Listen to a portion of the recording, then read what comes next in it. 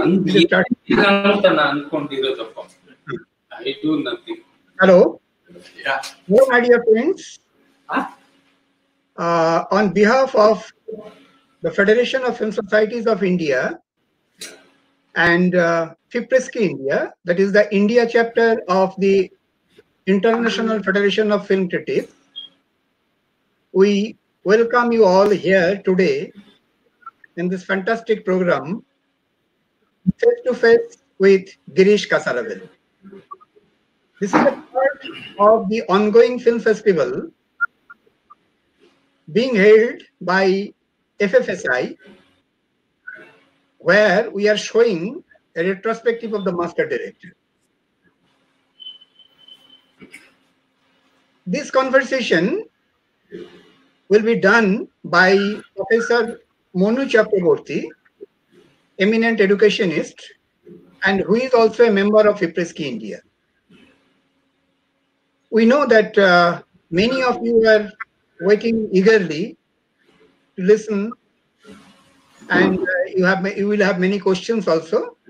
But we would like to request you to shoot your questions after the conversation is over. Otherwise, some questions may be lost.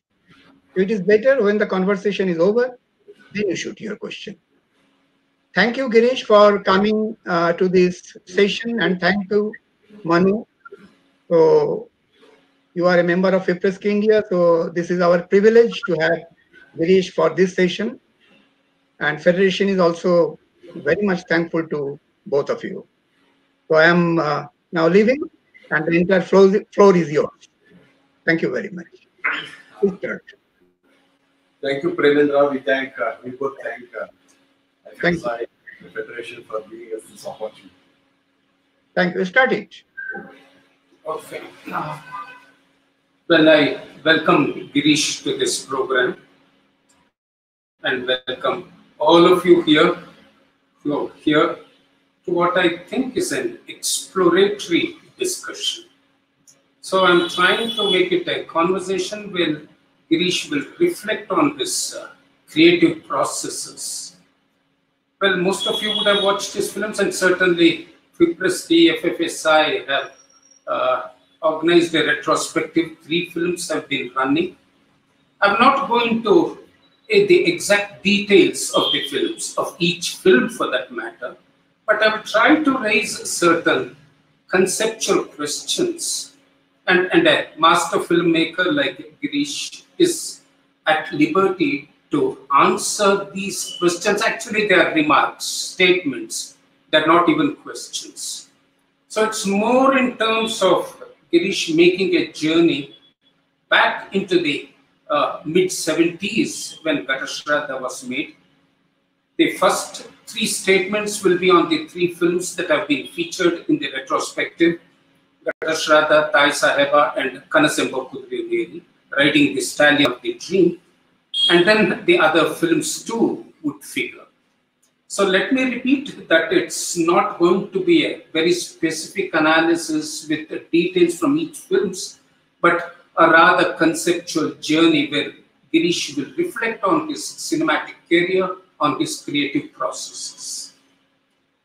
Well, let me begin with that phase when you made Gatashraddha. Well, Samskara had come, creating quite a sensation for whatever Samskara was as a film. And you had worked as an assistant to B.V. Karanthi Chomanaduri, a fairly well-organized film that was around 1975. But I want you to respond to 3 frames of reference that I think constituted the core of Gatashraddha.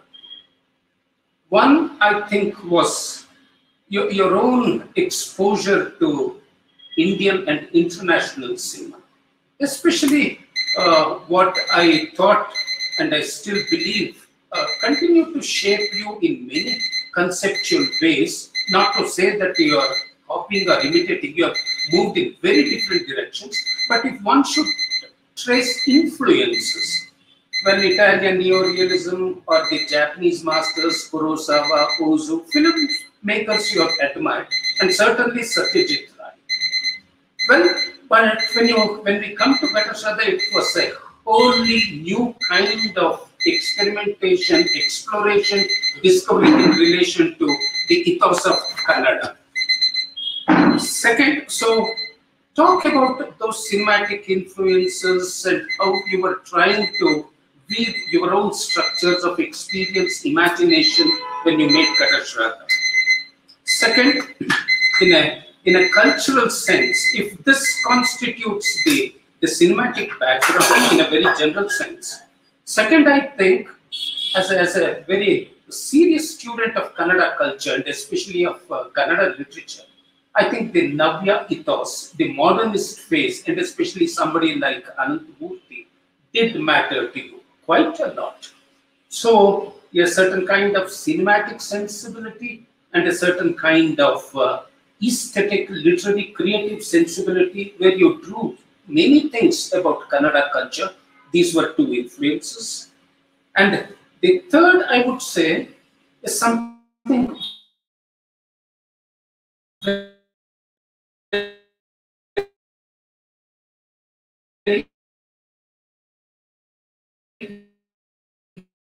unique. Because you see, when I look back, except perhaps for, in fact, and so on one hand, if you have a certain kind of influence, cinematic influence, international cinema, which came to you as a student of FTI, where you did your diploma. Second is the literary sensibility. But to try to relate you to the Kannada cinematic tradition, I would say that you were quite an outsider, and the idiom that you introduced in Ghatasadha, I would say, was very unique and in a very philosophical sense, quite alien to the Kannada cinematic sense. So let's begin here and ask you to make your journey 40 years back and reflect on these three things. Well, I would like to start with certain images that recur in my films. Let me take the last shot of Ghatasadha. Yamaka is there, crying under the tree, and Nani starts walking away. They pull back. Finally, at one stage, Nani stops and turns to look at Yamaka, who is totally covered in the shadow of the tree. And it's a long shot. Probably my cinematic journey is that. It's looking back at my own times and my own environment and my own backyard and see what is happening and what is going wrong and what are the strengths. It's in a way understanding these things that is happening in our life. When you asked me about the cinematic influences, well, as you know, I am from a small village. I was never exposed to cinema till I joined the Institute. Why I joined is a sheer coincidence. I'm basically a pharmacist and I was supposed to go back for M pharmacy. Instead of that, I applied for FK and got it. Till I joined Film and Television Institute of India, I hardly seen about 20 films. And film never impressed me. But my exposure to cinema in Film and Television Institute of India is something that really made me what I am. When I started my film, there were many influences. One is my training at Film and Television Institute of India, where we are exposed to great masters, both Indian as well as the European, American, their idiom, their philosophy, and we are also exposed to serious cinema with a certain historical perspective, not as an isolated creation. If you see a film, you would like also to see what has happened before, what is going to happen in the future. Socio-political realities, what is happening there, where it was created. So a historical, political, social contextualization of the film. Film is very, it was quite important for us. And we always prefer to watch films in that sense. When I came to make films in Kannada, my influences were Kannada literature and whatever little I have gained in film and television. But that particular era, say I passed out in 75 December, and in 76, mid 76, I started shooting my first film, still the FTI, this one was still there, it was still there. It's also the time. But you had also done Chomana Dudi with Vivika, and you were an assistant. I was the associate director for the film. So there are very influences working on me. In Kannada, this new literary movement had possibly speed, the way of movement. In theatre, we had Samudaya with the leftist organization, they truth, attacks, and the state of Karnataka that inspires people about the various social political issues. Outside Karnataka, in cinema, you had the new cinema movement in India. I was fortunate enough to see some of them even before I joined HEI, just 3 months before I joined HEI. And new kinds of cinema emerged in all other regional languages. Still then, good cinemas were being made only in Bengal, and some in India. But that was the time when you could see new talents emerging from other regional like in Indian languages. Malayalam, Kannada, Hindi, Marathi. That was another influence.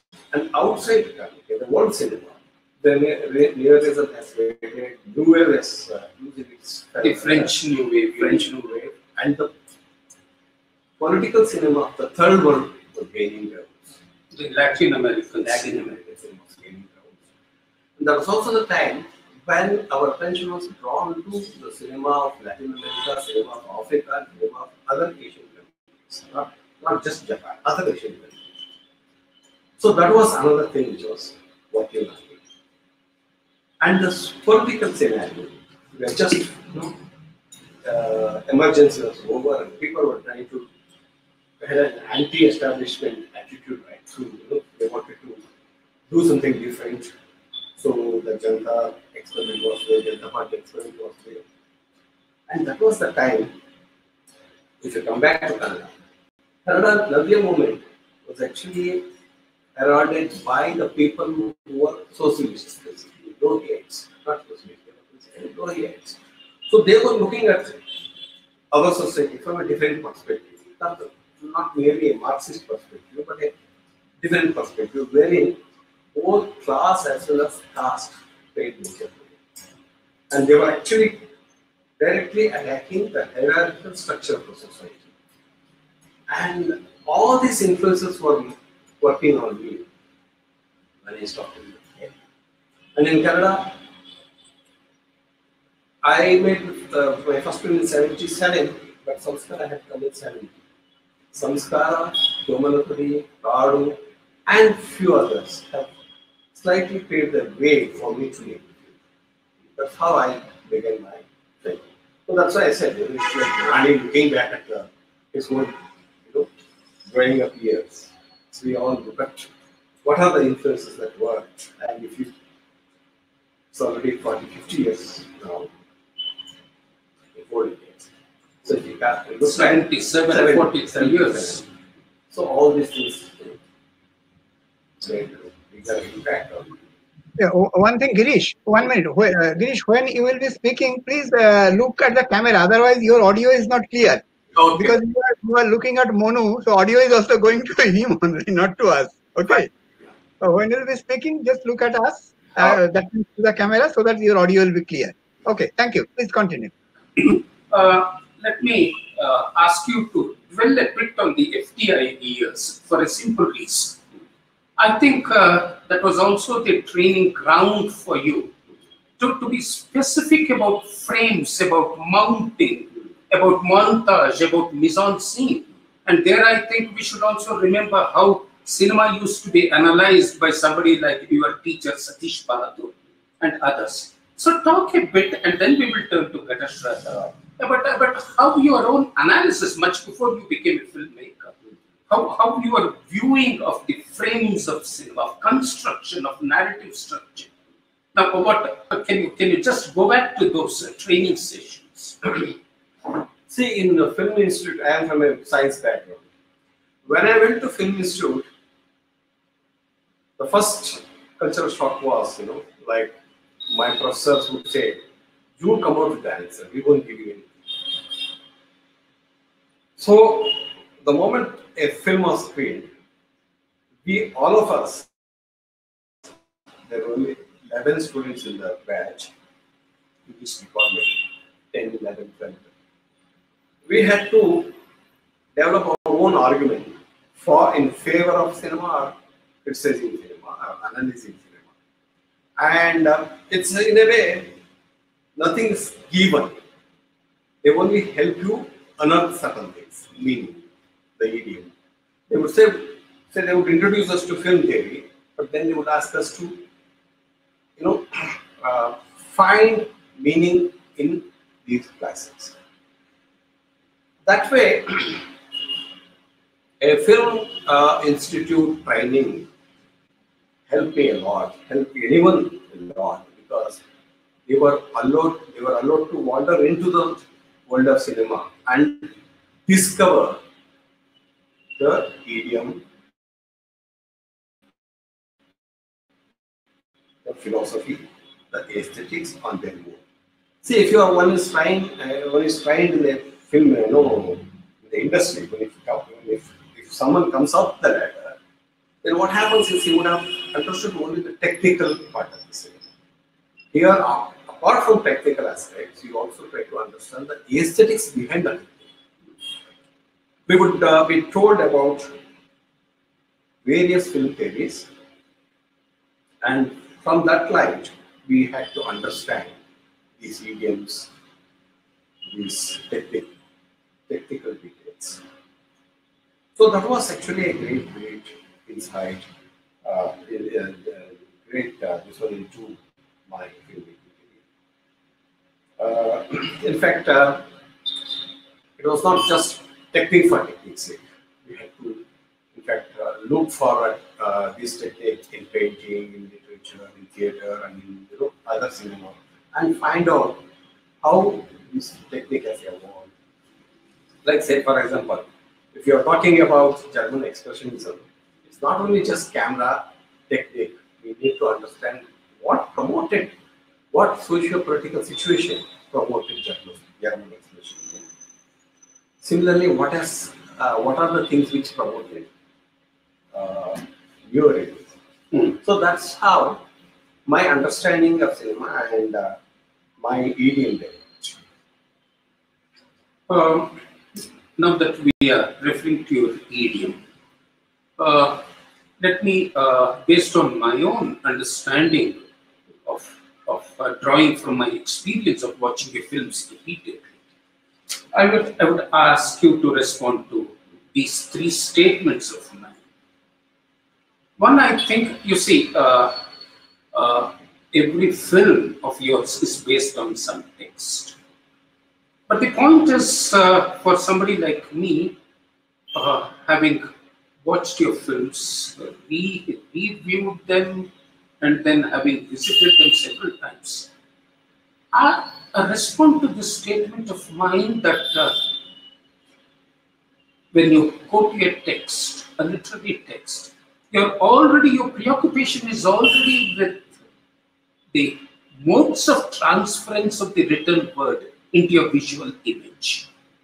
So your fidelity, now if people have problems with you not being faithful, as those words are always used, that there is no fidelity, I would say that there's a different kind of fidelity at work. That your fidelity is to the written text in terms of the visual image that the written word produces. So you're already making a journey as you're going to the written text. You're already making a journey into visual images, into the world of metaphors and images. So that's a different kind of fidelity. So the literary text, my argument would be that you're not faithful, but you're transforming it. That you're creating a metamorphosis out of the written text. So one doesn't match it, saying it's not there in the text. In fact, there is an enhancement. Anandmurthy himself has recorded it several times that Gatashraddha has gained, his story has gained more. He offers several concrete details. Second, and so the transference, your preoccupation and your fidelity as a filmmaker is to the visual image, and you make a journey into the world of metaverse. Second, you're already, and we will discuss it in relation to the other texts, you're also not bound to the thematic structures of the text. In fact, the way Gatashraddha Anandmurthy's story ends and the way Gatashraddha the film ends.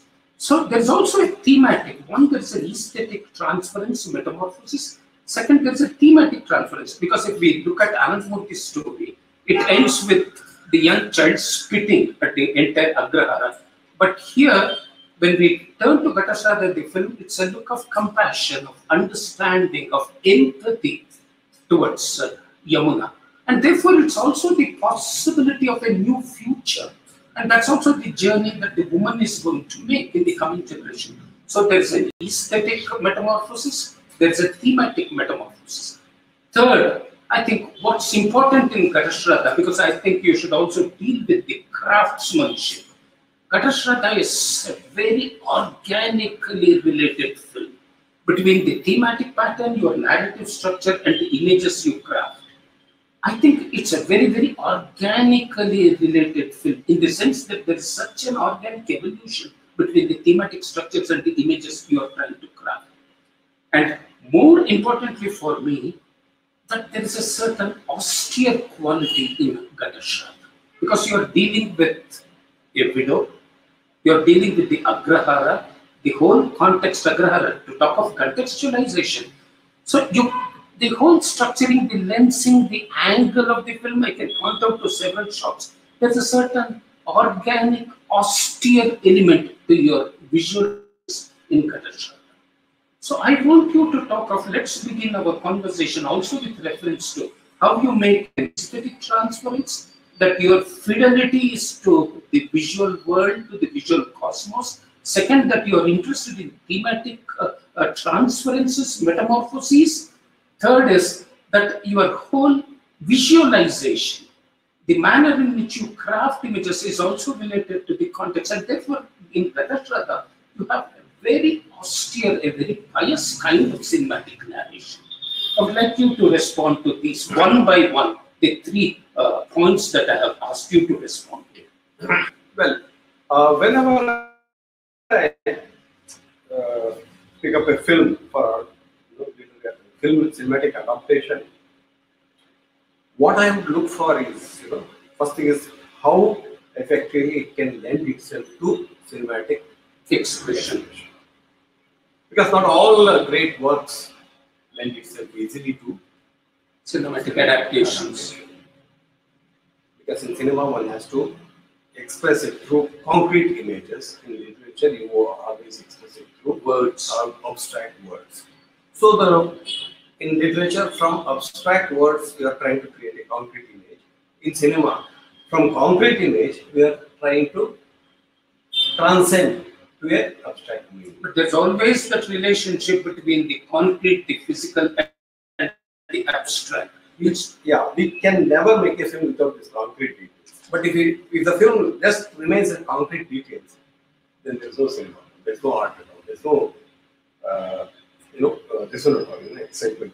Which, if I may ask you to respond, is also one way of culturing realism. Yeah. That it's realistic, but you're also culturing it, and you're converting it into a metaphor. So, I was very lucky in that sense in picking up Gatashraddha as my first film, because it had all these things which I am looking for. One, it should be able to do cinematic adaptations, and Gatashraddha lend itself beautifully into cinematic film. Second thing, I look for it, will I be able to make some intervention into the story, not the faithful adaptation. If I don't want to intervene into the film, if I can't intervene into the film, then why make a film? So you have to create your own something, spaces. I need some pointers within the film, within the story, on which I can develop my vision of shall we say that you look for your creative autonomy in the in text? the text. You are right. Yes. So there again, I found a lot of elements to get into the story, cinematic interventions. Thirdly, I look for how strong the ideation level is. Is it ringing in truth as far as the political, social, ethical insight? And then comes the structure. Can I make a very beautifully structured? Another the advantage is that the story itself was beautifully structured.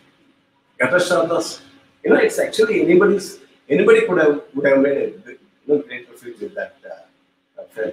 It's actually for a newcomer, that's the right thing. I started working on the script, and then suddenly I realized how beautifully the story is mounted. It has a lot of elements, thematic elements, which work very well. Like say for example, you have two principal characters, Yamunaka and Nani. They look like mirror image of the same kind of exploitation or suppression. But each of them have their own answers, each of them have their own way of getting trapped or getting engaged. Their own existential realities. Yes. So it's, whatever happens to Yamunaka, it's reflected in Nani's life in another. Say for example, now Yamunaka, she's a widow and she is now pregnant. And because of her pregnancy, she is going to be outcast in the society. So that is constantly working on her. And when we come to Nani, the other very metaphorical action of the same thing happens with Nani. He is being the Shastri, make him touch the Naga stone, the serpent idol, and thereby he is trying to subjugate. See, there are two forces working. One is the real tragedy of human, and the other is the very symbolic reason of man. And how do they come out of that? Yamunaka succumbs to it, and Nani tries to come out of it in a very different. So this whole process, in the beginning, first half of the film, Yamunaka gives all her motherly affection to Nani, who is sick, who's a young boy has been brought to the institute, the school. He's missing his mother. He finds mother in Yamunaka. In the second half of the film, Nani thinks that it is his duty to protect her. So he becomes he becomes adult. He grows, he matures into adult. It's not a very, I'm not trying to say it's a good development because somebody is forced to become mature. But his childhood is totally lost. But if you look at the character, Nani has grown. It's also his initiation into adulthood. Now he knows it's his duty to protect. This works very well in the film. And in this process, I was actually wondering, what is it? So whenever we look for a kind of a thematic construction, for some ideas, for where we can draw certain ideas from it. I was narrating this story to my brother, who was a doctor, a painter by hobby. He said, look for Kundalini. In Kundalini, we have these elements. It helped me a lot because I got all my idioms from there. One, I decided I will not resort to acting because then heavy emotional dramatization would have made it very dramatic. I didn't want that because I wanted kind of a very subtle, controlled, restrained acting so that audience can intrigue into that. So audience can own it's not imposed emotions. You have to own the emotions.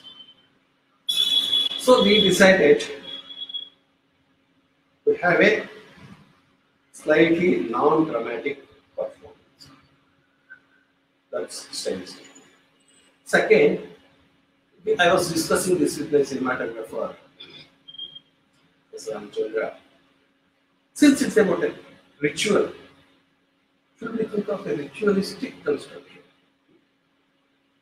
When we zeroed in on this notion, it really worked very well for us, because then the drama is then visualized and the structure of the film is defined. Instead of directly getting into the action, like a ritual, you go around and round and round and then finally get into the core. This, in a way, takes you in a different kind of a journey altogether. It's not a very dramatic journey. It's a kind of a ritualized way of taking this. So I would call it again. I used to call it as a ritualistic cinema. Third, now this is decided. We also decided we should have constantly tracking shots, moving shots, so that we either get into the character or get out of the situation. So if you look at the camera, in the beginning, you go in, because you get into the money as it becomes, from a this one to a Watu, the priestly. So you have different kind of movement, and then towards the end, you go back, because you see the flash. So that's why the last scene, for me, it's very significant, because I didn't want to use the image that Anandmurthy used, wherein Nani spits when he comes to know that Udupa is getting married, because that action is too it's not subtle, it's too direct. So I want it, and also it forecloses the possibilities of a growth of alternatives, of looking for ways out of the situation. See, what happens in the literature, you are looking for an image which immediately expresses it. But here, since we are working with the concrete details, we have to look for images which are ambiguous. So I use this scene wherein Nani goes back and looks at Yamunaka. Probably when he grows up, he will have a different approach. He won't be anymore. He won't be a Shastri or a Udupa or a Vajra. He will be a different man. Because this experience has made him a different man. So even if you look at the whole film,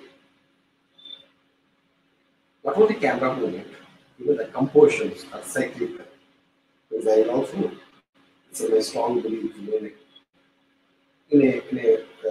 see, for example, in Vishwada, they all live in Agraharas. Agrahara is another motive for me.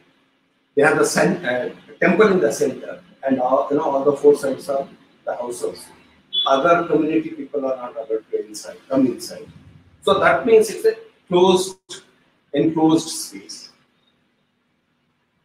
And I'm also talking about a subject wherein everything is enclosed. They're closed. So there's no opening. And when Nani comes out, that's when we see the whole large expanse because the world is beyond. So this kind of structural elements I get from this. So I was looking for dramatic intensity. I was looking for critical insights. I was looking for compassionate understanding of the situation, characters, and I was also looking for strong emotional quotient, and ambiguous, not in the negative sense, but what is the right term? Is it? Well, it's a certain kind of ambivalence. Ambivalence, not ambivalence. Ambivalence. Wherein you keep it open it. So our style, our compositions, our mise-en-scene, even our rhythm of the film, helps us in this. So that way, yes, I think work very well because of these kind of search that we used. Let's turn to the second film in the retrospective. I turned to Thai Sahaba because that was the second film in the retrospective, and people watching may want some reflections on that. You see, Thai Sahaba arrived in 1997, by which time you had already done Akramana, Murudarigalu, Tavrana Kate, all those things. In Thai Sahaba, you turn to a very different sense of history. Katashada has one sense of history, rooted in the Agrara. But you turn to a larger sense of history in Thai Sahaba. The freedom movement, the nationalist movement, land reforms, and Appa Saheb as an idealist, making his journey appearance, participating in the nationalist movement, and also trying to bring about land reforms by giving away his own lands. So there is also a public narrative to Thai Sahib. Thematically, again, very different from the novel on which the film is based.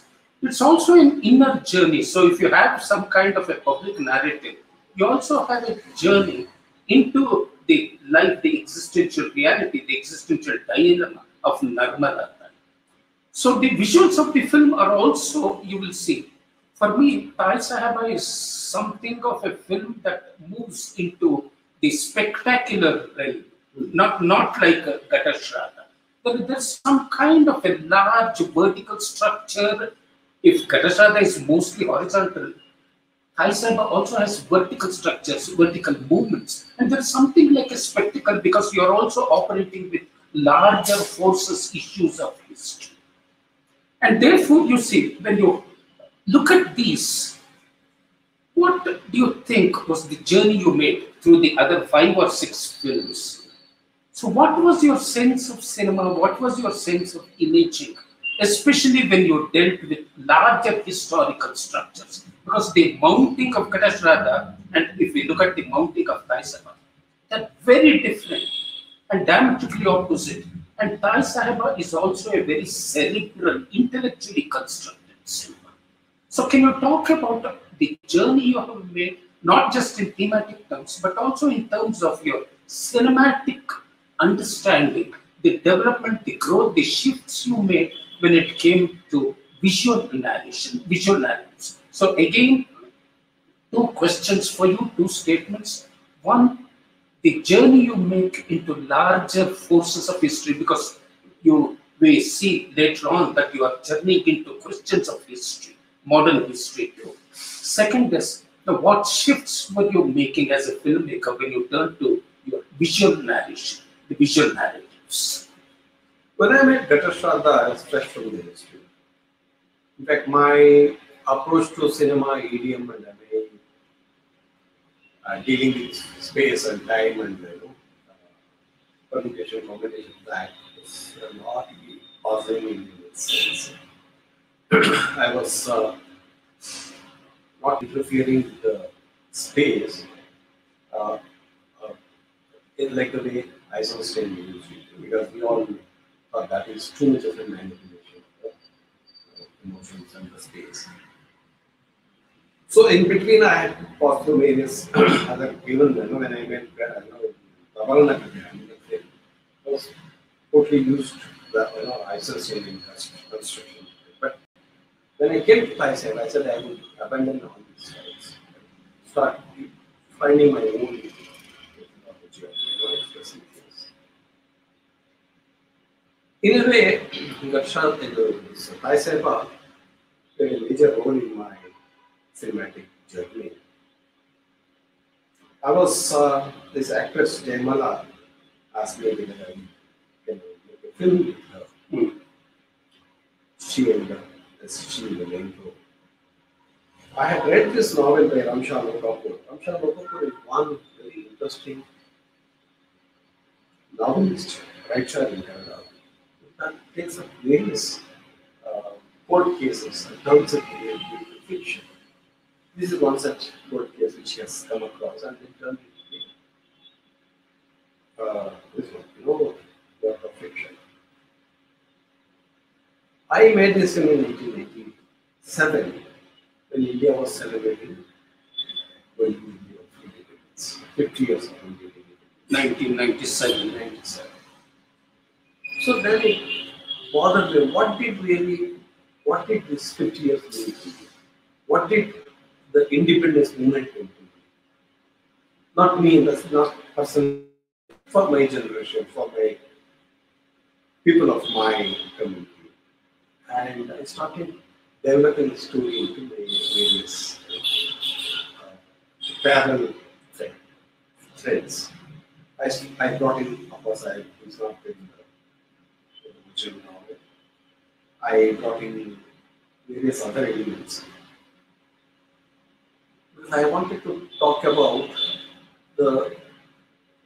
in retrospect, understand what it meant to us, the freedom movement and getting independence. And that's when I thought, probably locating this in Nehruvian era, which is the first phase of Indian political movement, I thought could throw a lot of lights into the various lives, not of Thai Sahib alone, but of our generation together. I set it in, it starts with the death of Gandhi and ends with the death of Nehru. And that was the period that Indians' social has changed in law, complexion for society. As he pointed out, that the military system has been abolished and people started looking for other kind of people. China one was there, and Tenancy Act, land and I thought I'll make all these things. All these things happened during this period, for these 20 years, exactly 20 years, 64 Nehru dies, and the film ends with the Nehru's death. But I won't show any of these actions, but I will only show the reflection of that as it is, comes percolates into the water. So it's essentially a story of journey of Thai Sahib.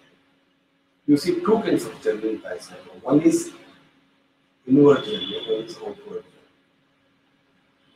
If you look at Thai Sahib, in the beginning, she's all by herself. She wants to take up herself, she wants to look good, she wants to impress Appa Sahib. So she puts on all the jewelry, puts on, wears beautiful sarees and things like that. But towards the end, the color has gone, she comes to a white saree version and all that. But inside what has happened, she has become, the exterior is become colorless, but inside she has become more and more profound, more and more.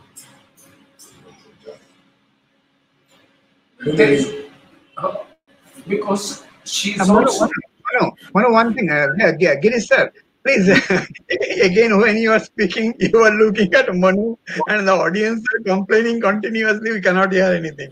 Please look at the camera while speaking, don't look at him. Manu's voice is very clear, he is looking at the camera. Okay. I'll ask you to watch me there. Let's get the link again. You repeat your answer. What I'm trying to say is, because you see, most people would see it as academics. No, I think you're dealing with cultural politics also.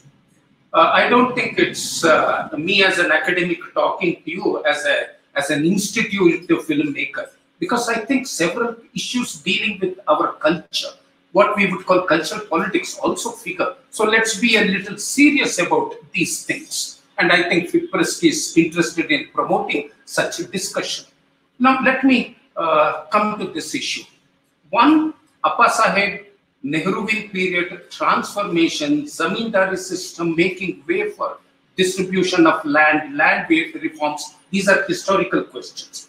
But you see, Thai Sahiba, not educated, very educated, with no sense of history, she is also making a journey into history. And in that sense, the film and the character, the protagonist, Narmada, is also breaking caste barriers. That's why when she goes and holds hands with a lower caste woman and dramatically steps out of the Wade. And out of the Wade, which is a fortress, is also her movement into history, into modern history, which also means she's disinheriting, disowning her own caste privilege, her own class privilege. This is also part of cultural politics, but what I would also like you to reflect on is that this Tai Saheba, unlike Gadashraga, the film, I mean, also has a certain spectral quality, certain huge quality, because you are also dealing with modern history. So it's a different kind of visual experience for us. And her evolution is not through theory, not through intellect, not through academics. And that's why I said it's not a mere academic discussion. It's also stories. It also tells stories of how different women have evolved very differently. So you can also say that this is an experiential overall negotiation with modern history. See, what happens in film, Appa Saheb is a staunch Gandhian. He has a lot of Gandhian ideals and he wants to implement that, but he's never able to implement it. And Tai Saheba doesn't understand any of these things. But through experience, she tries to achieve, she achieves whatever Appa Saheb wanted to achieve. So this is two kinds of, this one. And Appa Saheba gets crippled and he disappears towards the end of the film. We don't even know where has he gone. But if you look at the journey of Tai Saheba, she has, in the beginning, she wants to look pretty and she wants to seduce him, she wants to look attractive, she wants to possess him, and she doesn't want him to go with his Chandri. But as the film moves, she somewhere starts disowning all that, discarding all that, and starts becoming more and more Gandhian. In the sense, she, whatever Appa Saheb wanted to do, Tai Saheba does it. Appa Saheb is not able to. Has not been able to do that. As you rightly pointed, she accepts Chandri. She abandons, she gives away the zamindari in film. She becomes a normal man, a normal human being. She even tries to nullify the adoption. What happens is, very interesting this one, because Appa Saheb was reacting to all these principles through his theoretical things and idealism. Whereas Tai Saheba was reacting to it through heart, through feelings. So, for me, I ask this question, which is more important?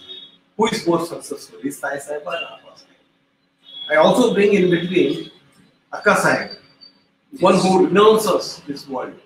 According to me, that's not the right approach at all. Renouncing the world, according to me, is not.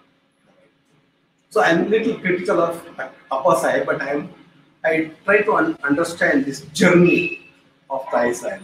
A journey of Tai Saheb who goes in a palanquin to meet Appa Saheb, Akka Saheb. She goes to meet Chandri and by foot. She goes to meet, search for Appa Saheb on a private bus, and she takes all kinds of physical movement. But meanwhile, there is also an inward journey. She becomes more and more mature. She becomes more and more compassionate. She becomes more and more understanding.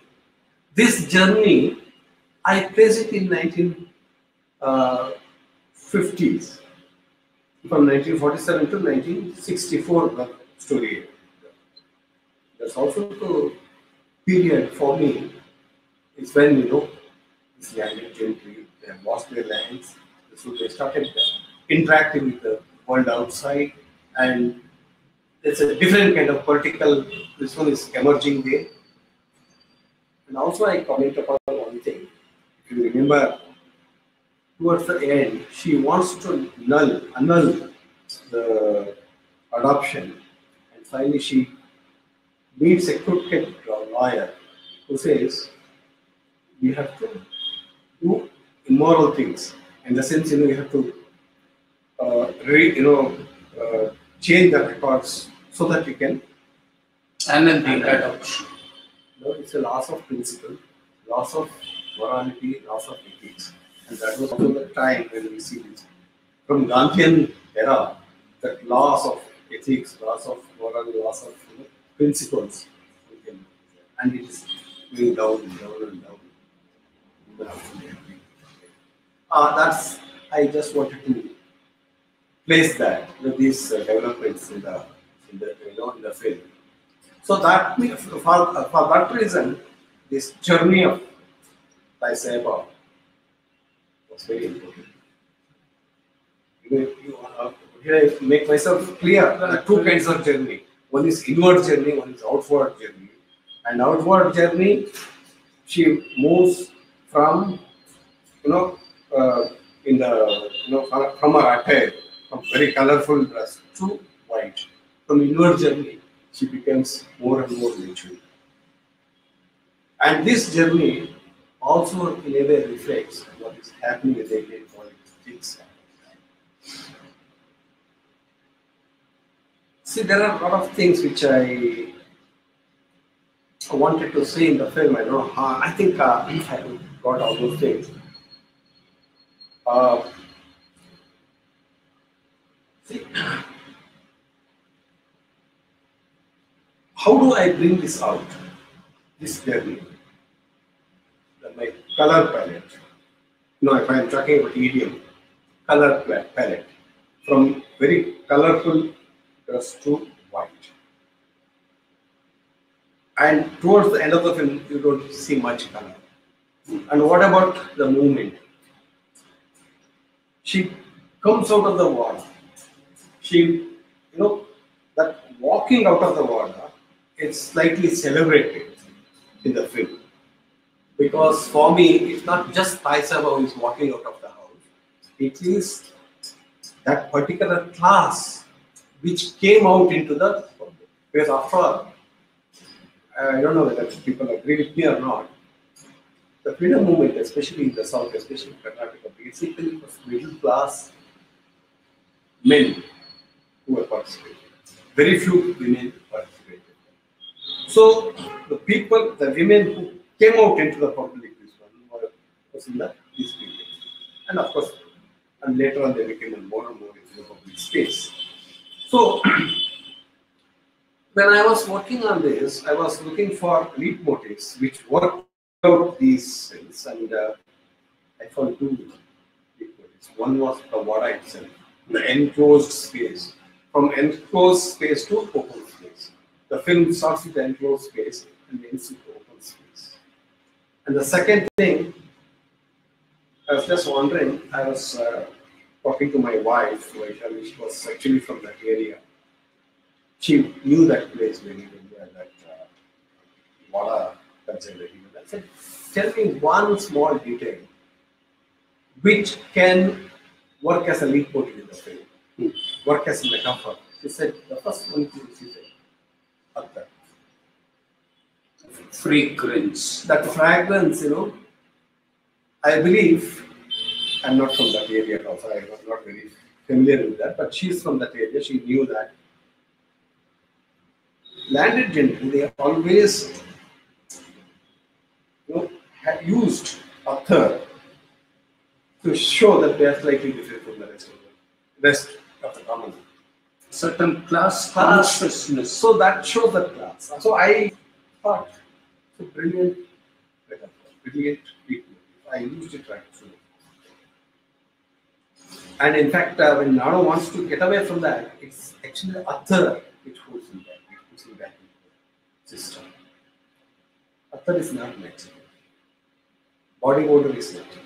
Attar is an extra synthetic, which puts on oneself to look beautiful, look appealing, and which makes them look different from the rest of them. But towards the end, Nano says, now I smell of liquor. She said, even that I can accept. And that's the journey of Sai Seba.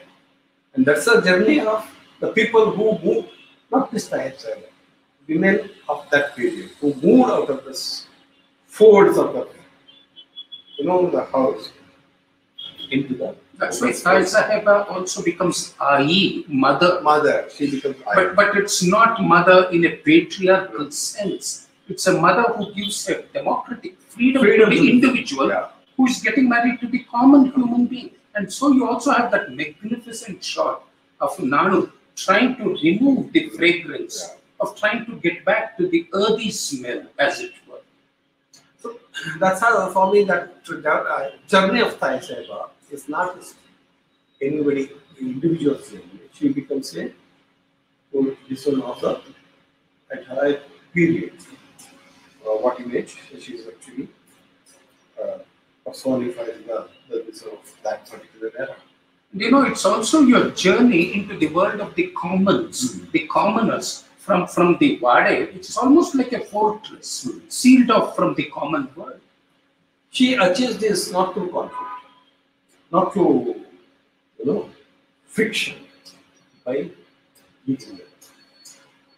In fact, that's one thing which I work not only in Sai Saheba, but the next two films also work on such principles. In fact, in one of the articles, I think it's additionally not wrong, who says the Gandhian politics brought a kind of a motherly grace to the question of political struggle. We always believed in winning wars through struggle, through forceful methods, which is basically masculine, which is basically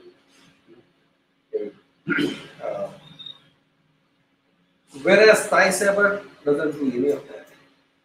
She wins over the son, she wins over others through sacrifice, through giving up. And Gandhi says in her article, she says that's one of the great methods of Gandhi's political. Yeah, you're referring to Ashish Nandi's The Intimate Enemy, where he says the Kshatra, the patriarchal, the masculine is given up. And therefore the invocation of the Ardhanarishwara, the androgyne, the feminist principle.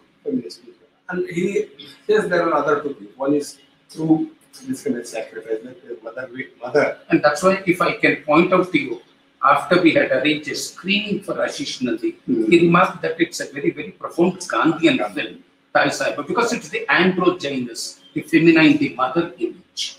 So, whereas my next two films, I deal with two other things of the same argument, like Dvipa and Hasina. In Dvipa, again, coming back to Ashish Nandi, it says the Gandhian, another way of Gandhian winning over things is through negotiation. Not holding back to your views, but then, making it uncertain, give and take kind of thing. And that becomes the principle for my second film, the Dvipa on this trilogy, loosely connected. There, Nagi struggles with the future, but she negotiates and then finally wins. The third is Hasina, which where she demands justice through Satyagraha. And in that sense, I modeled these films on those concepts. But there's also another important dimension when you turn to Dvipa. It's not just Nagi, but you're also, in a Gandhian sense, interrogating, critiquing the issue of modernity, of huge development, dams, and we also need to look at somebody like Meda Patkar, the Narmada Valley project, Sardar Valley project. So it's also a critique at another level, and this I would also say is the Gandhian influence on you, of critiquing major developmental projects, displacing communities, displacing Adivasis, tribals. I have dealt with these things in other films also, like say for example, Manu. There again, I deal with this kind of a modernization, organization, and the loss of self-identity, individual identity. And here, of course, in Dvipa, I talk about destruction of because that's one of the reasons I keep saying it's not about the destruction, it's about subversion. The film is about submersion. Submersion of the geography of the entity, submersion of the individual, submersion of the family, submersion of the self-esteem. And also annihilation of a cultural ecology.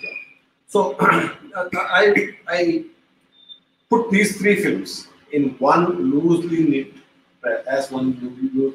trilogy of Gandhian conversion of story. Now let me turn to the third film in the retrospective, Riding the Stallion of the Dream,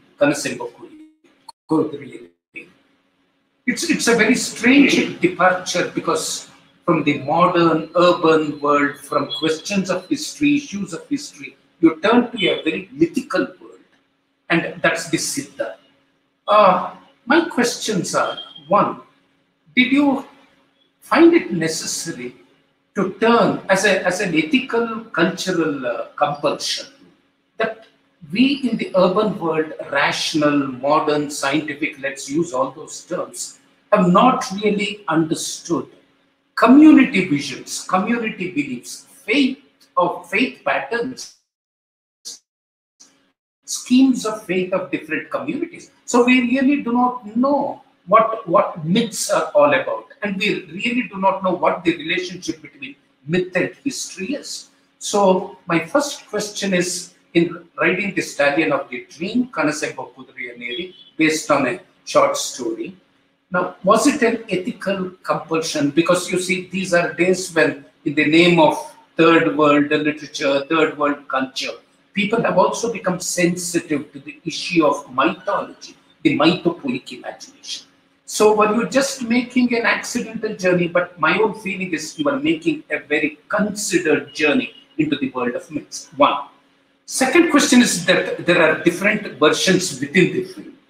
Aria's dream, whether it's a dream, reality, whether myths really take place, whether myths really have a rational basis or not. So certain things are repeated in the film. You see, it's very different because Kurosawa had done it in a different way in Hiroshima. Alan Rene had done it in Smoking, No Smoking, different version. Tykwer had done it in Run Lola Run. But your take is different. Your position is very different. You are offering cultural alternatives without privileging. My own reading of the film is you're attacking the privileged positions of the modern scientific urban world, which begins to dismiss all these as superstitious.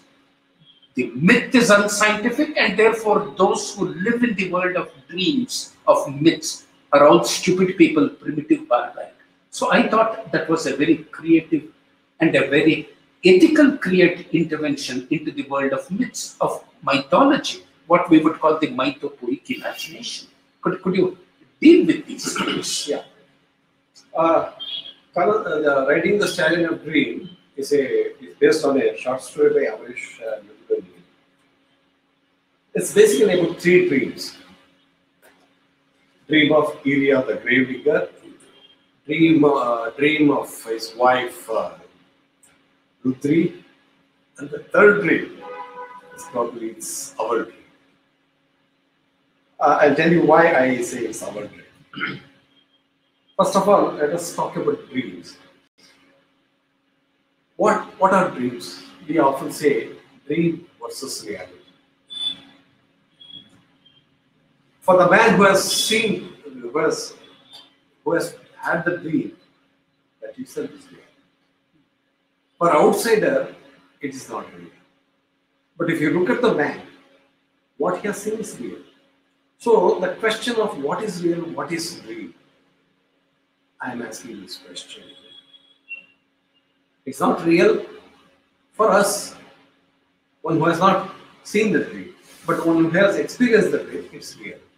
So I wanted this snake and serpent and the rope analogy here. What is real? What do we mean by real? And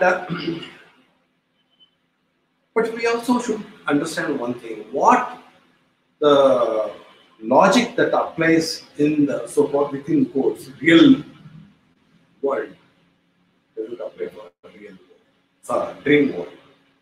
Similarly, what applies here, it applies in the mythical world. So we need to understand the happenings of what is in the mind, happening in the myth from a different perspective.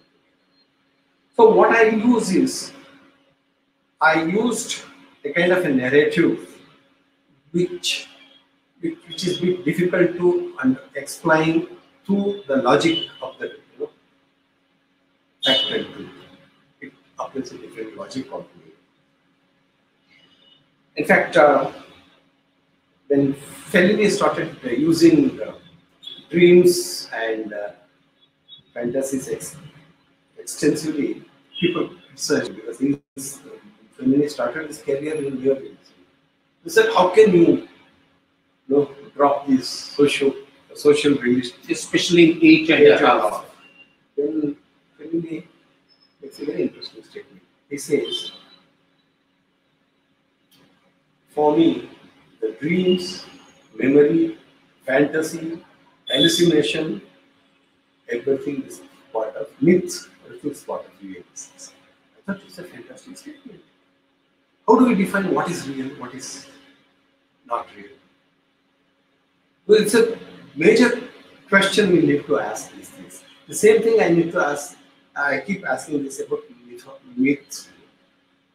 How do you say certain things are myths, certain things are superstition? We need to understand it from different logic and different. I have made a film in one film before this called 9/11, Shot of the Dog, wherein the main protagonist pretends that she believes in rebirth, reincarnation, and marries the man much younger to her. And fulfills her own sexuality. So now, what I do is in that film, I try to understand what is it that leads us in our life. Dharma, we say, not in the context, in the sense of religion or things like that. One which leads us. I said I created 3 women characters. The grandmother, for her it's the faith which leads her. For the granddaughter, who she's being educated in the urban English, she thinks that rational and this one is the ultimate answer for her. And then there's the other thing. There are a lot of things which happen all of a sudden, like the pandemic, which also leads us, gives shape to our life. So I put all these things on juxtaposition and then realize, make a statement that we need to understand even the so-called myths and these things from a different perspective. Not the kind of a social realist perspective. We need to understand it from a different perspective. When I made this one, Riding the Stallion of Dream, I extended the same argument. How do I bring this out? That there is the fact is different from what appears to be fact, what appears to be truth. So that's why I use the technique of going back and forth, back and forth. You have 3 dreams, and each dream is repeated twice. You have 2 versions in each dream, in first and second dream. First dream is Aria's dream, and Aria goes and tells everyone that today the landlord, the chief of the village, is going to die. And how did he come to this decision? He come to that decision because he has seen his guru Siddha in that dream, which means somebody is going to die in the village. So he makes all the preparation, goes and digs the grave, and then goes to the wada and tells the people there that the chief is dead. But nobody believes he's not doing it. Because our acceptance of the real depends on the person who is narrating it. This area is a drunkard. He looks funny. He's darkish in complexion. He's wearing torn clothes, he's drunk all the time. So, as an audience, I tend to believe that what he's saying is all rubbish. So, when the first version comes, nobody believes it. They throw him out, they shoo him out of the place. Then I repeat the same story. Now, with the same thing from Matadaya, the caretaker's perspective. Because Matadaya is a very saintly looking man. He's dressed, he's from an upper caste, he's dressed in white and he looks very clean. And he talks in a very sophisticated way. And we think what he's saying is truth. But when I repeat the whole thing, then I tell the whole story again. We know that what is Area has said is truth, and what Matadaya has said is not truth, because he is hiding the truth for some personal gain. So by this technique, what happens. I know I have seen this in a lot of in many screenings. When Area comes and starts narrating the story, and everyone laughs. Audience start laughing at him, because we tend to think he's saying he's totally drunk. That's why he's imagining things. And when Matadaya says nobody is dead, we believe his version because he's looking decent. He has a very decent appearance and he's well dressed and all that. So our perception of what is real and what is truth depends on all these areas. But I want you to comment on this. There are interesting twists and turns in the films. You see, when Rudri talks of Guru Siddha coming, everybody is scared. The shopkeeper gives her dole. People give it. Matadaya himself treats Rudri. So there is an inversion there. They believe in Guru Siddha. Second, Iri and Rudri lose faith in their own mythical patterns. And so on one hand, those who do not trust the man endorse the myth. Matadaya, the whole community, Guru Siddha comes. So they should venerate Guru Siddha. Whereas Rudri and Iriya lose faith in their own dreams.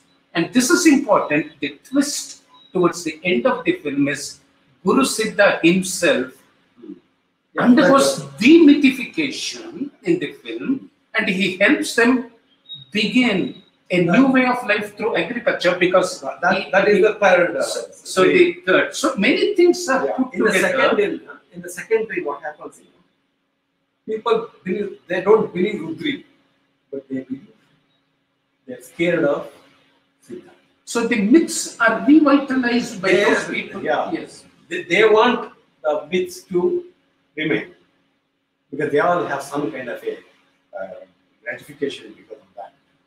So Matadaya thinks all his sins can be wiped off by pleasing, by giving some listen to Siddha.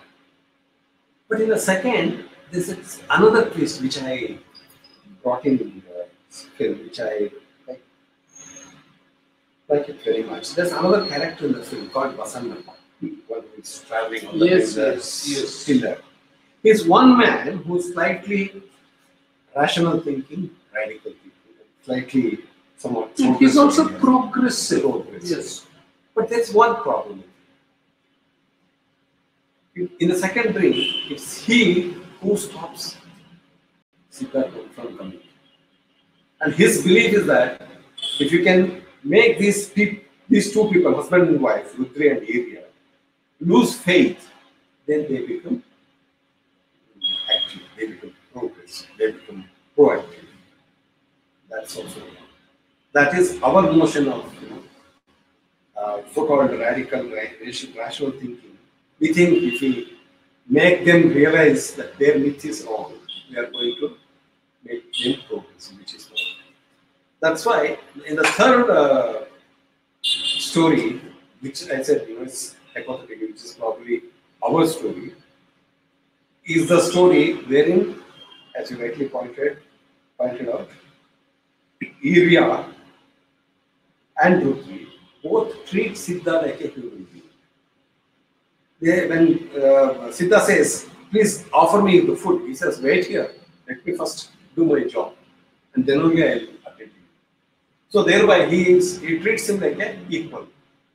And in the second one, in the third portion, Sita comes home. Whether it is in the real or imagination, I keep it slightly, in that way. Rudri and Area both have lost faith in Sita. But in the dream, in the third portion, they treat him like a friend and they want him to, and he asks, what are you doing? He says, I am still digging the grave. But I am still digging, but not for grave, but to plant trees. And without disobeying the Sita, they say, give me. Sita says, I will help you out. So that's when he offers them to help him. So they have retained Siddha mythology, but they don't do that kind of a demeaning label. So this is the kind of the dream which is actually my dream. Without discovering their beliefs, but with giving a kind of a dignified response, they achieve the results. So that's why the third portion depends like that.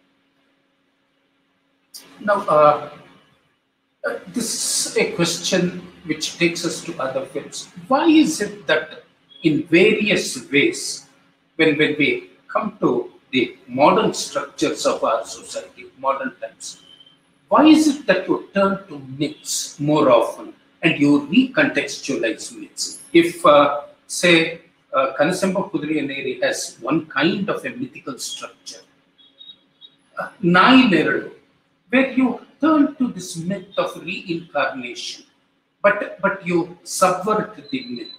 But more important is, when you come to modern history, you invoke the Kurmavatara, Vishnu as the incarnation in the form of a tortoise, a Kurma, to save the world.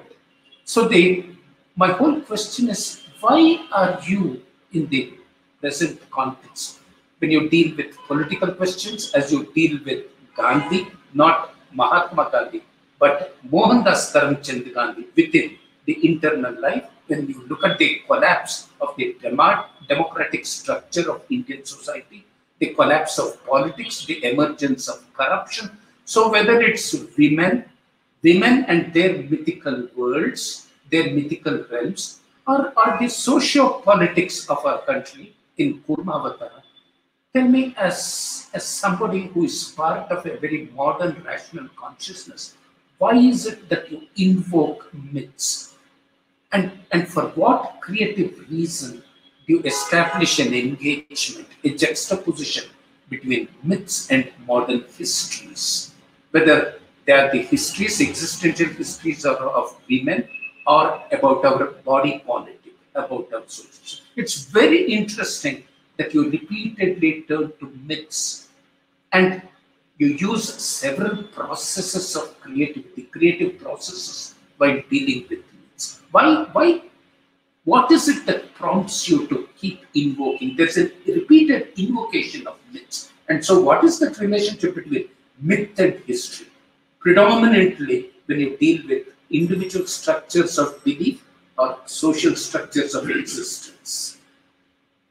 See, we often tend to misread myths because we try to read from our radical rational perspective. But myths needs to be understood from a different perspective altogether. This logic of action and reaction, this logic do not apply there. Or cause and effect. Cause and effect doesn't work there, do not work there. We need to understand it from a different perspective. And I used to interact very closely with Dr. B.M. Nagaraj, and once he brought this insight into this myths and superstition and the beliefs and all that. He said, we need to understand it in a very different way. Not simply, not becoming, not dismiss it altogether. We try to go beyond that.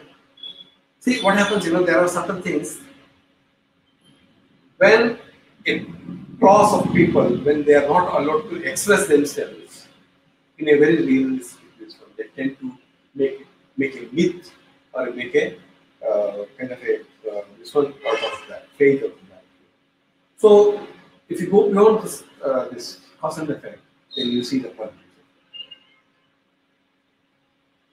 And even the myths, if you understand it from different structure, different standpoint, then we see a different structure, and we see a different point.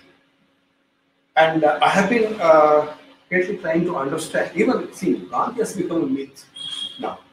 In Gurmata, I am trying to do that. And so we are trying to, it's very easy for us to make certain things a myth and push it aside.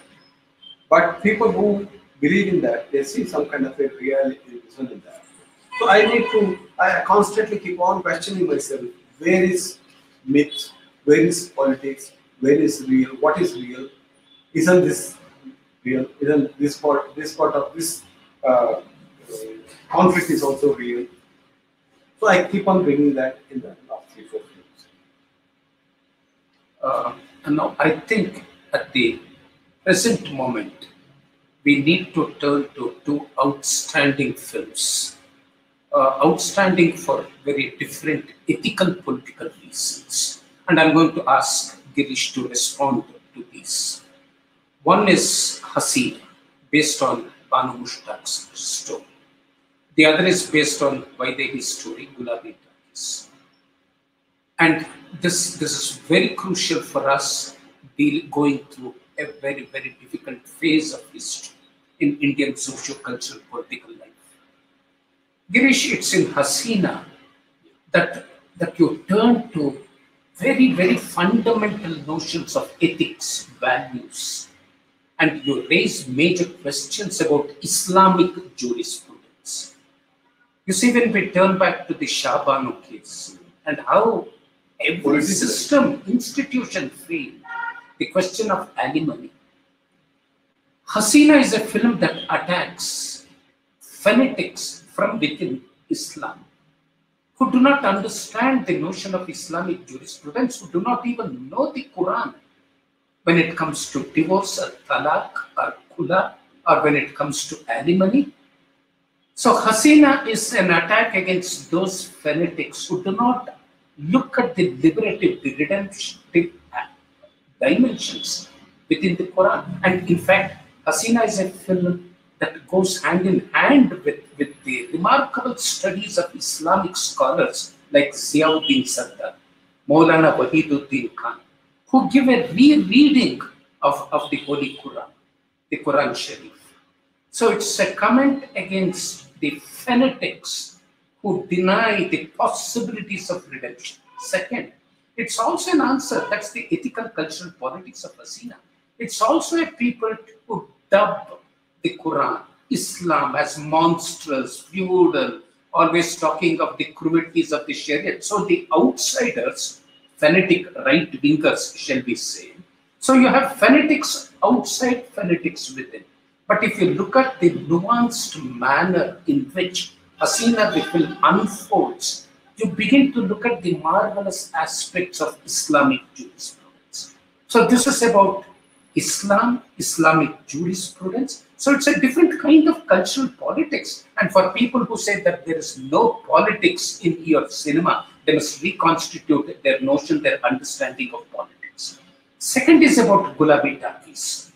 Two films that are very important for our lives. Gulabi Talkies is about the construction of an enemy identity.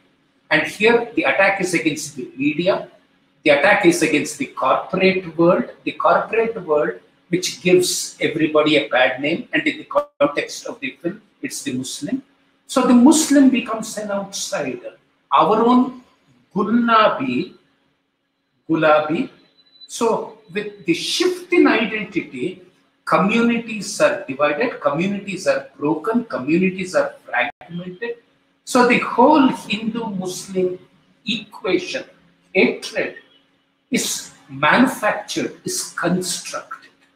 So when you turn to Hasina, it's about revising notions of religion, religious cosmology, which was something that had already been done by Sarah Abu Bakr in Chandragiri Tirthali, translated into English as Breaking Ties. This, I think, is a very, very radical kind of politics. And I would say the cultural politics that informs both Hasina and Gulabi Talkies is also fundamentally ethical. So can you deal with Hasina first? What took you into the structures of Islam? And then turn to Gulabi Talkies, because Gulabi Talkies is about the modern world, the manipulation of communities, and the construction of communal identity. So begin with your reference to Hasina and then to Gulabi Talkies. For some strange reason, a lot of people try to put these two films in one basket and see they are similar films. They are totally different films according to me. Which is what I am trying to point out. Which you have pointed out very well, very effectively. See, for Hasina, it's a small community, and she's trying to find justice within the community. There are no other community people. And there, what I'm trying to say is something totally different. Do we, according to me, all religious, very fundamental, they are all liberating. They are structured to liberate. But it's only when they get institutionalized, they become oppressive. This applies to all religion. Here, you have one of such scopes for liberation within the community, within the text of Quran. But what happens is, the people who give verdict are not the people who they don't go by what is there in the Quran because they have already. It's an institution now, and they try to set do's and don'ts. Like you see, I forgot to mention that even in Gatsada, there's an irony here. What is actually a Gatsada? Gatsada ritual. If you know the original ritual, it's a ritual of emancipation, emancipating oneself. If a man doesn't have a male offspring, then there's nobody to perform Shraddha. That means they believe that only after Shraddha we can go to heaven. So if they don't have a male offspring, what they do is they perform a Shraddha of themselves when he's still alive. Thereby, he makes that spot smoother. But in reality, what is happening? It's being used. The very ritual is being used to suppress the women who have not done wrong, who have transgressed, violated a culture. That code. So how did this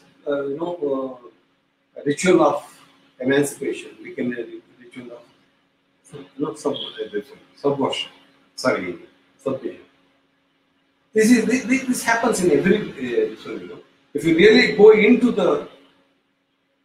their soul of the thing, it's totally different. This happens even, and that's what I discuss in Sina. There are possibilities to get justice for Hasina within the religious framework of cosmology there. But Mullah doesn't want it, Mutwali doesn't want it, the husband doesn't want it, because you have different kind of a social in our mind. So they don't get that. So I wanted to do a film which is completely within the Muslim community. They don't even speak proper Kannada, they speak different kind of Kannada. And you don't see any outsider in the film. And her struggle, I could have easily made her go to a court and seek justice, but I don't do that because I want to find whether it's possible here in this person. But in Gulabi, it is altogether different. Here, Gulabi has lost her identity. She is Gulabi. She is no longer Gulabi. She mingles with everyone. She is part of the bigger society, outside society, where you don't see Gulabi, you see only once wearing, doing namaz with that white burqa. Otherwise, we don't even know whether she is religious or not. But then the outsiders make her accept the religious identity.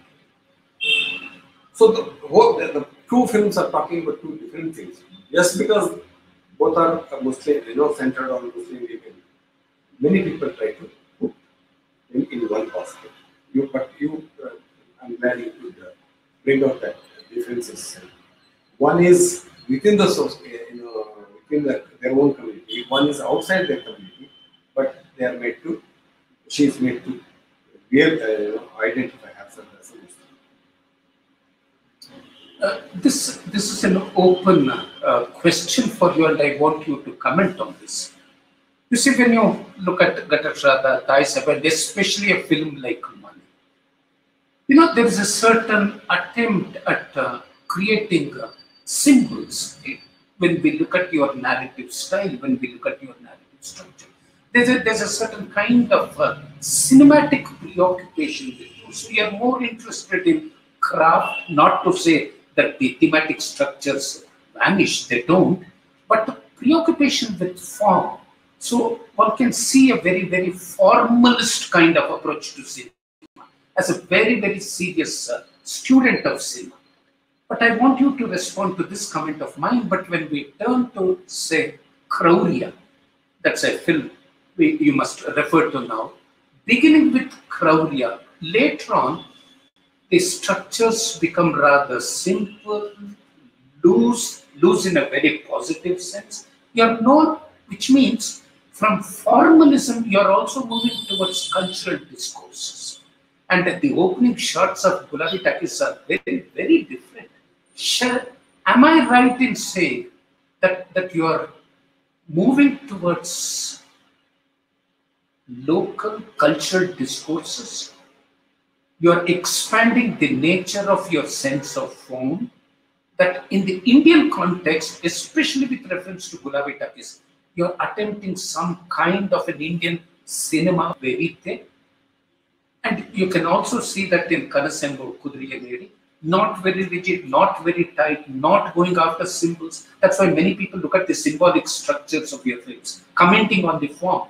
But more important for me, beginning with Kraurya, is the movement towards easy, free-flowing discourses, cultural narratives, which I think is also the search for an Indian idiom, an Indian form.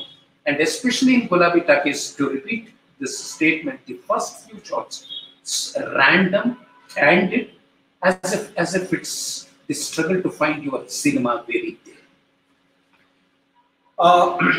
Yes. When I made Manu, the form is not only decided by the content, I am also reacting to my own previous film, which is Tabarnakate. In Tabarnakate, I was more, I didn't go much into kind of a very formalist approach. When I got the feedback, I thought I need to change my idiom. And in that process, probably Manu was a little rigid. But after Manu, again, I thought, that kind of a formalism is not the right term.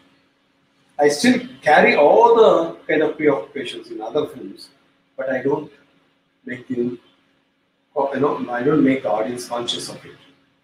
If you are talking about the color scheme that is there, color palette that is there in Manu, which is so obvious, I don't use it in other films. But color palette is there, right? For example, just since we have seen Kansemba Kudre, so I'll just talk about the color scheme there. So what happens, in all other films, say for example, 9 or Dissect, it's a fixed notion about certain colors. We have a kind of a what we call thematic constants, like the red signifies this. Frozen ideas. So one can read the film using those references. While making the concept of the I decided I should not have a thematic constant. I should still use a color, but not in that conventional sense. I dismantled the thematic constant thing altogether. But what I did was, like each character has a different one way of looking at the color.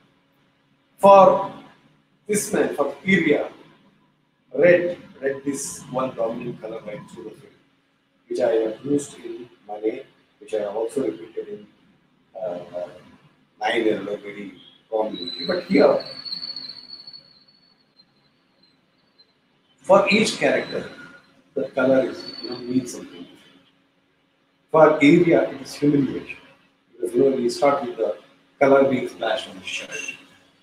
So you know that right through Iria, whenever he is humiliated, the red is there. Right?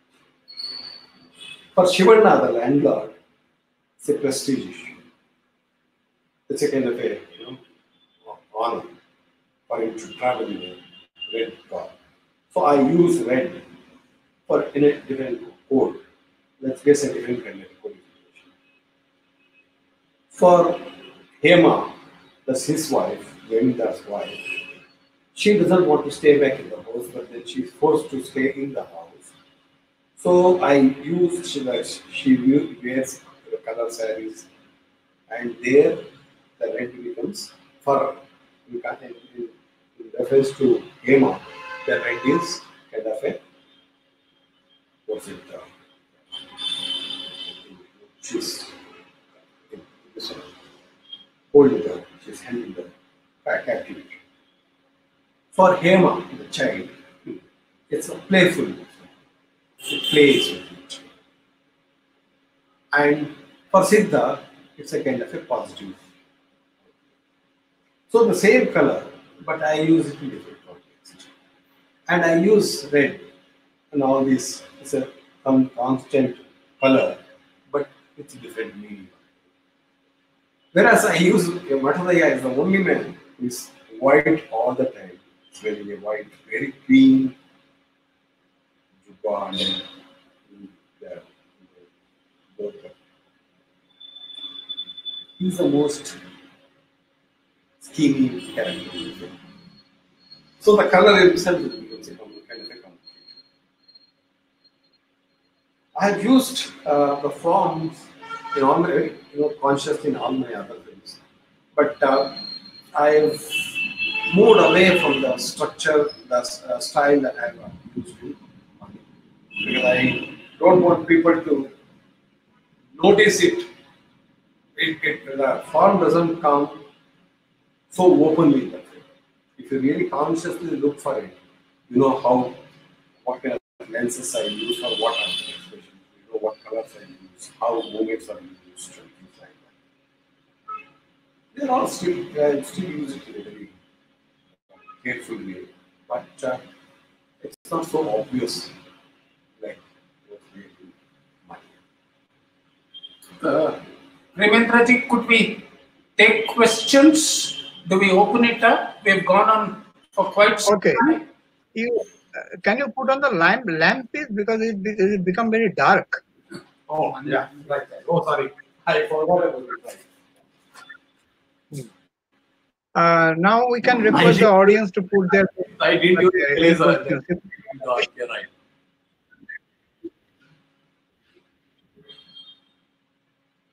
Oh, somebody has asked, will you please put on the light?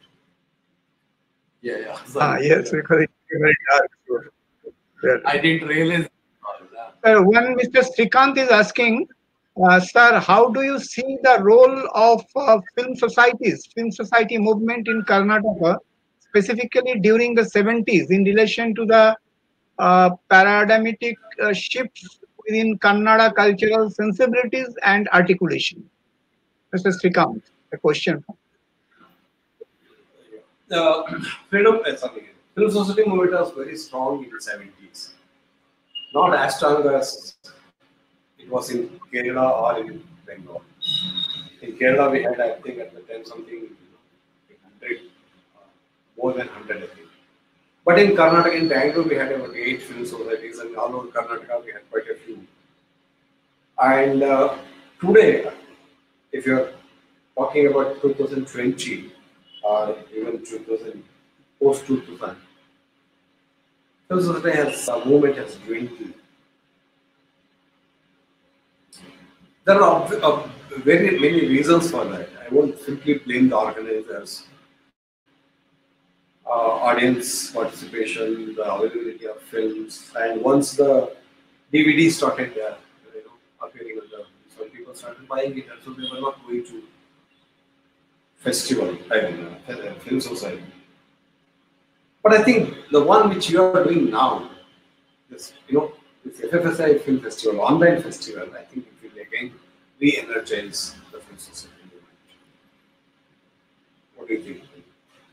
But I think such retrospectives should really communicate the seriousness with which films are made, and with the seriousness and passion with which people like us comment. I don't think we can reduce cinema to something that can communicate easily. In fact, it has been quite a struggle talking about films. And I think such attempts, Fipresci, FFSI, I think should rejuvenate cinema as culture, as part of our cultural landscape. And I think it's a very, very important contribution. So we need not be despondent, we need not be melancholic, and we need not be afraid if people say this is too serious, how can the common man understand this? And I don't understand this notion of the common man itself. Who is the uncommon man, the exceptional man there? I think Fipresci and FFSI hereafter, using technology, digital technology, two organizations need to come together, work together, and I think some outstanding work has been done. And many webinars have been conducted. In fact, I have participated in all those webinars on Malayalam cinema, Northeastern cinema. I think, as Girish pointed out, well, in this world, and also thanks to this epidemic, we need to make use of our technological resources and come to terms with serious cultural issues, and in an intense, passionate manner. Okay. Just that comment, because it's very easy to be dismissive about popular cinema. It's very easy to be dismissive about the kinds of films that people like Girish make, saying, who will understand, how many understand, what will the common man get out of it? Now, I think we need to go beyond these very superficial questions and statements. And I think I must congratulate, as Girish to put, Fipresci and FFSI for arranging for such a discussion. There is another question from Mr. Parthojit Borua. He wants to know from Girish sir, you have taken almost 8 years for your upcoming film. Can you enlighten us on your new film? Yeah, new film is, what shall I say, it's ready now. And I have used another structural device here. I have clubbed, it's a reason of true stories. And same preoccupations continue. And I keep asking the same question. And it's a title, can neither I stay here nor move beyond. It's actually a kind of it's a line from a 16th century poet, saint poet, Purandaradasa, which talks about the dilemma, eternal dilemma of the human mind. And I elaborate that in this way. It's ready now. I don't know. Once the pandemic is lifted, it will come And in fact, if I might intervene and say that it's about the transformation in the rural structure, because the rural world is facing a crisis. There's a sense of loss of identity in the rural world today. Many historical forces. So those who are there want to migrate. So one part of the film is about migration, about urbanization, looking for fortunes in the urban world. The second part of the cinema, the film, they are complementary to each other, is about people stuck in the urban metropolis, loss of self, loss of personal identity, and the need to go back to their roots. So there are cross migrations, if one should speak like that, of those wanting to make it big, looking for opportunities in the big cities because they cannot endure the feudal structure, and of those who have a loss of self-identity, the loss of the selfhood, who want to return to their returns. So they are complementary stories, and that is, can neither stay here nor move beyond, nor journey beyond. So here is a question from Mr. Shoumendu Bhattacharya. How an independent, small budget filmmaker can proceed in this world of big budget and social connection to fight and reach audience, festivals, markets? It's a big question. I myself am not very clear about it. I make films, I leave it to the producer. I said it's your duty to find audience and then so because today actually it appears, theoretically speaking, it appears that things are much better than the earlier era, but in reality it's not so. I don't know why only in India we are facing this problem. In other countries, the digital platforms, OTT platforms, they have come to the help of small budget filmmakers, people who have made sensible films. But in India, it's opposite. Even the OTTs go after big stars, extravaganza, films with extravaganza. I don't know why this is happening. Next question is from Mr. Manasha Manjunatha. It is addressed to Girish sir. Why is it so difficult to obtain high quality collectible editions of your films? There are many people who are very much interested in purchasing your film collection all over the world. We hope there will be something done to resolve the issue. Is there any answer? I know that, yeah. I know that a lot of people want my film, but unfortunately, I've always worked with small producers, and many of them, soon after the film, they have shut their doors, and I don't even have any access to my own film. Whatever you are seeing actually are from my collection, which is just copied without before digitizing or even before color corrections. And I made all my films in celluloid, not in digital version. So I know right now the negatives are all rotting some godown. I have been trying to shift it to archives, even that is not happening because it involves huge money and who is going to pay for that? My producers are. It's a big money for them also.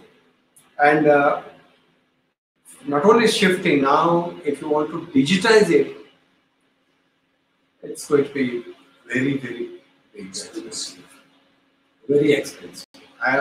Unfortunately, I made 14 films, and to digitize at least 10 of them or 15 or 12 of them is going to cost more.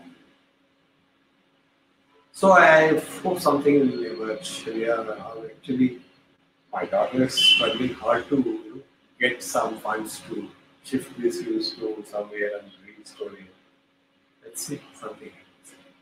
Somebody asked the same question: why is it very difficult to get my good quality DVD of my films? That is the reason. I am not the producer of any of my films, and unless the producer makes his mind up, it's a bit difficult. And it's not just making minds up, it's also involves huge money. Unless you make some arrangement for that. And already, unfortunately, 5 of my films have been negative, have been spoiled. Taranakati and Money and Claudia's and some other films of politics. They are lost forever. You only have positive prints in archive, and somebody wants to tell somebody. If somebody can do a good digitization from print, probably that will exist, otherwise they are lost forever. And I was told both Vipa and I said I started rotting, and we need to immediately do some work in saving some work to safeguard that.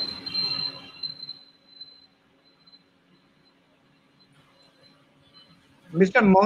Manu Vashishta, he wants to know some advice for the FTII aspirants.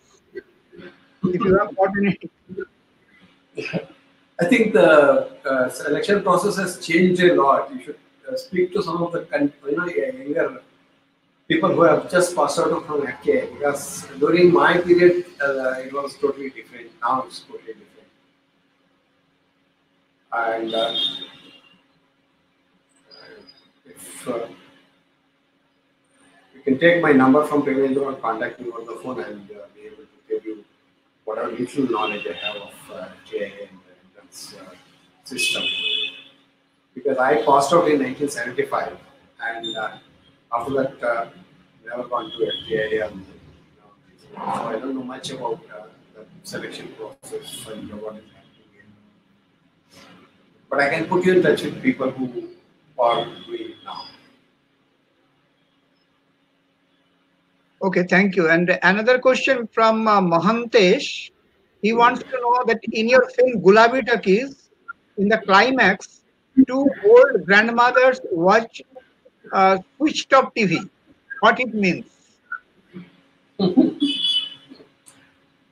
Well, what does it mean? You look at the image and try to extrapolate. What I was trying to say is our fascination for technology is so huge that we don't mind watching a TV which has not switched on at all.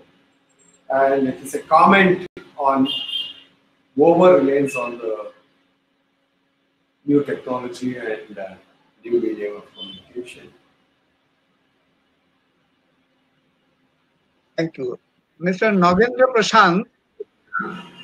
Hi, sir. While watching your movies, sometimes I could relate it to something that the movie characters may not be dealing with, or some frames which leaves it up to the imagination of the audience.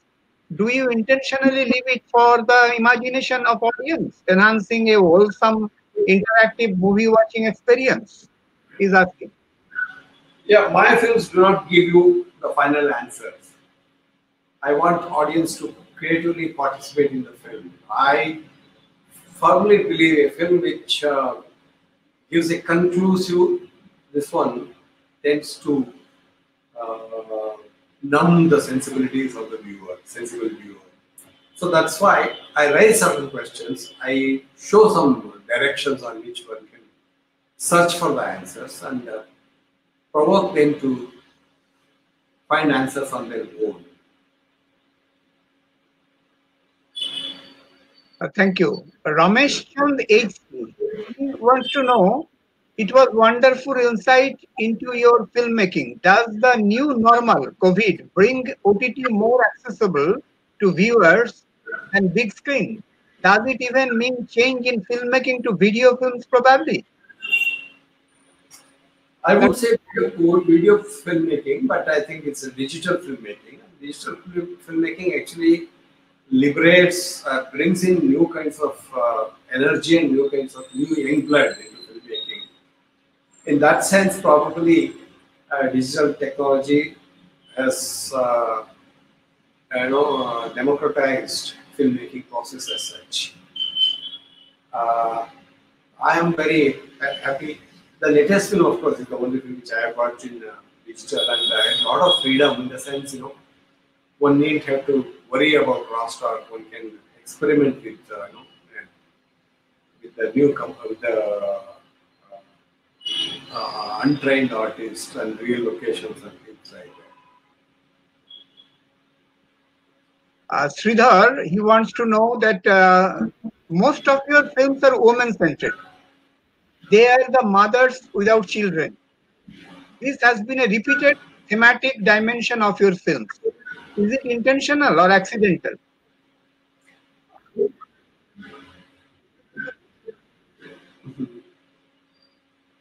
I don't know, sheer coincidence. I tell you, I've been hearing this one that most of my films are about, are women-centric, which is not really true. About 7 of my films, of the 15 I made, are women-centric. The rest are all male-centric, right?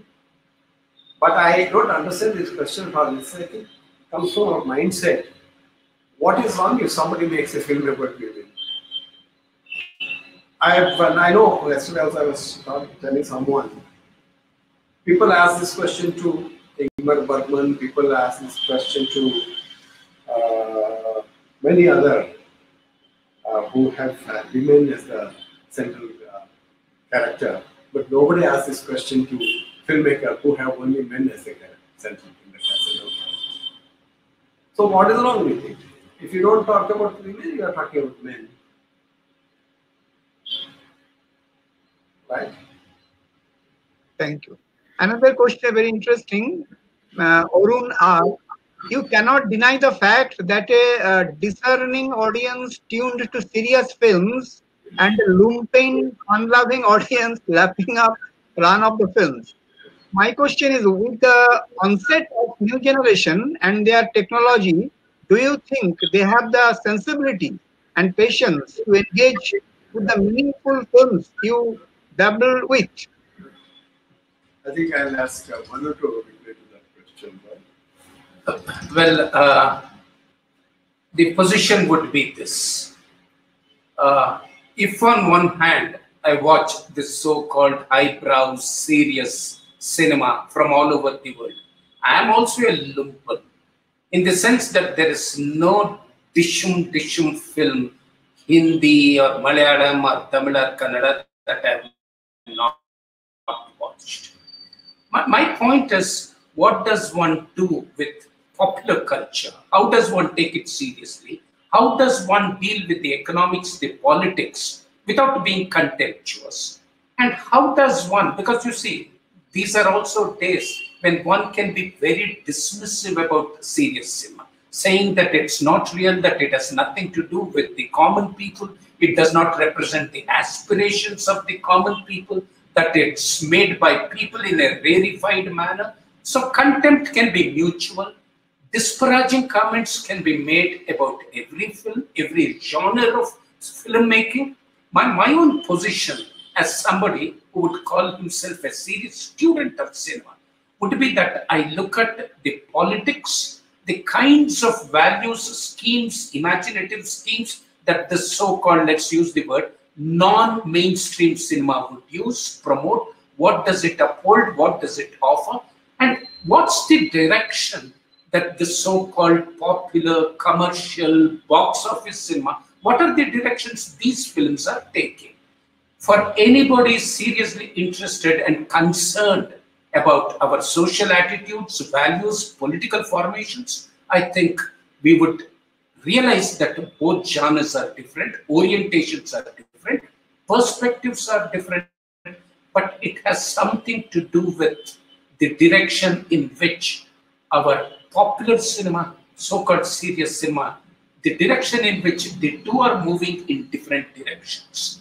And therefore, if there is somebody fun-loving, lapping it up, the lumpen element, I would also, with great respect, and when I say with great respect, it doesn't mean that I endorse everything that's coming up there.